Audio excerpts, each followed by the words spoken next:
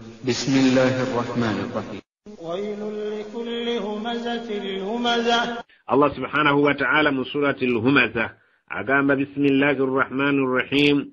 ويل أكبنا بنا ويل إبوبي ويل أرسني ومريرو لكل وكبيرا نغرجا كتوكا كبري منتينا. همزة اللمزة الهمزة يمنتوا جيسا بانتو olulimi lwe n'abeera ng'abayisaamu amaaso n'abeera ng'abageya n'olulimi. wallumaza ye muntu abeera ng'ageeyesa abantu obubonero naddala ng'akozesa amaaso ge. omuntu asobola okugeya munne ng'akozesa amaaso, asobola okugeya munne ng'akozesa olulimi. Allah mu byombiriri n'agamba nti omuntu akola ekintu ekyo amaze okubeera nga yeewangulidde olusenyi lw'omuliro oluyitibwa wail, amaze okuba nga yeewangulidde ebiwoobe ku lunaku lw'enkomerero. alladhi jamaa maalan, omuntu oyo alabika nti n'ebikwatagana n'essente z'akuŋŋaanya, wa addada n'akola gwakuzibala nga taggyeemu misolo gya Allah. alladhi jamaa maalan, omuntu oyo akuŋŋaanya obugagga, wa addada n'akola gwakububala nakubulambuza bagagga banne, wa addada n'abalaabalamu by'ayina, wa addada n'abalaabalamu byafiiriddwa. ebyo byokka nga tasobodde kubeera ng'ayambamu abanaku mu bugagga bwe, tasobodde okubeera ng'ajjamu zaka, tasobodde okubeera ng'ajjamu obuyambi bw'abo abatalina ayamba bamulekwa. omuntu bannamwandu tasobodde kubayamba, wabula ye buli lunaku mu maali gy'akuŋŋaanya jamaa maalan, akuŋŋaanya ebyobugagga. wa addada n'akola gwakubala nnamba ya bintu by'ayina. ayina eka z'amataka, ayina faamu, ayina alunda enkoko, alunda bino. jamaa maalan, buli kika kya bugagga akikuŋŋaanya. wa addada n'atandika okubeera ng'abalaabala bubazibazi, tasobodde kubeera ng'ajjamu mutemwa Allah gw'ayagala. oyo agamba Allah subhanahu wa ta'ala, kuba omuntu bw'atuuka mu sseeryo ageyeesa nnyo emimwa gye abalala abatali mu ddaala lye, so ng'ate n'amaaso ge gageya nnyo era abalala abatali mu ddaala lye, n'okubateekako ebigambo nti abo badimala nnyo ebiseera. asobola okubeera ng'abasanga mu muzikiti nga musoma Qur'ani. omuntu ow'ekika ekyo ye ali mu kukuŋŋaanya emaali, ali mu kukuŋŋaanya ebyobugagga ng'atuuma, n'agamba nti abo boonoona nnyo ebiseera. n'agamba abali mu kusoma eddiini ya Allah abo bamala nnyo ebiseera bingi nga bali mu bintu ebitabayamba. ye ng'alaba nti atuuse ku ddaala erikuŋŋaanya, n'alambuza ne banne, n'abalaabalamu by'ayina. Allah agamba omuntu ow'ekika ekyo singa akuŋŋaanya ebyobugagga nga tajjaamu misolo gya Allah, nga tajjaamu Allah by'ayagala kubiweera ng'ayamba abanaku, oyo amaze naye okubonaabona ku lunaku lw'enkomerero.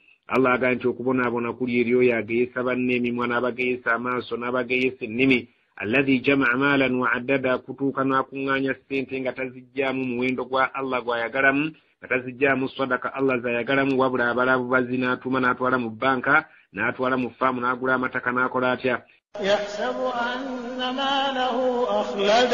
yahsabu omuntu oyo alowooza anna maalahu, nti obugagga obwo bwakuŋŋaanyizza, akhladahu, bugenda kumubeezaawo emirembe n'emirembe, tajja kufa. Allah agamba muntu gwakuŋŋaanya emaali n'obeera nga togikozeemu bintu byenjagala ogikolemu, otuuse ku sseerirowooza nti anna maalahu akhladahu, nti ssente z'okoze oba ssente z'omuntu oyo z'akoze zisobola okumubeezaawo emirembe n'emirembe n'atafa. tewaliyo bugagga busobola kubeera nga bubeezaawo omuntu nga tajja kufa. omuntu ne bw'obeera omugagga otya era essaawa ejja kutuuka ey'okufa, naye bw'onooba ofudde n'ova wano, Allah agamba nti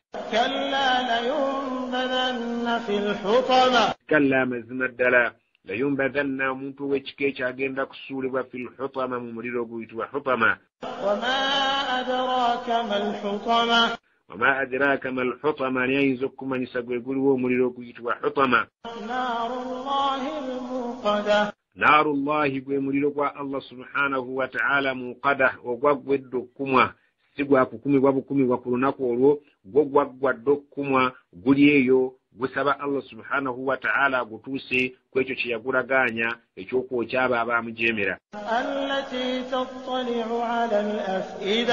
allati tattali'u ala al-af'ida, ogwo ogutuusa obulumi bwagwo ku mutima gw'omuntu, ogwo ogutuusa obulumi bwagwo n'obukambwe bwagwo ala al-af'idati, ku mitima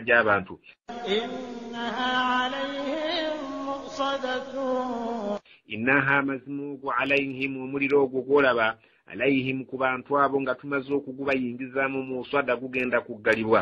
Ekifaananyi kyenkuwa singa omuntu ayokya amataffaali ne gajja bulungi waliyo ebitundutundu bya gatti byasembayo okubeera nga ggalirayo. Ne Allah subhanahu wa ta'ala agamba nti innaha alayhim musada, omuliro ogwo ku bantu abo gugenda kubeera nga bamaze okuyingira mu payipo zaagwo eri eno basibewo.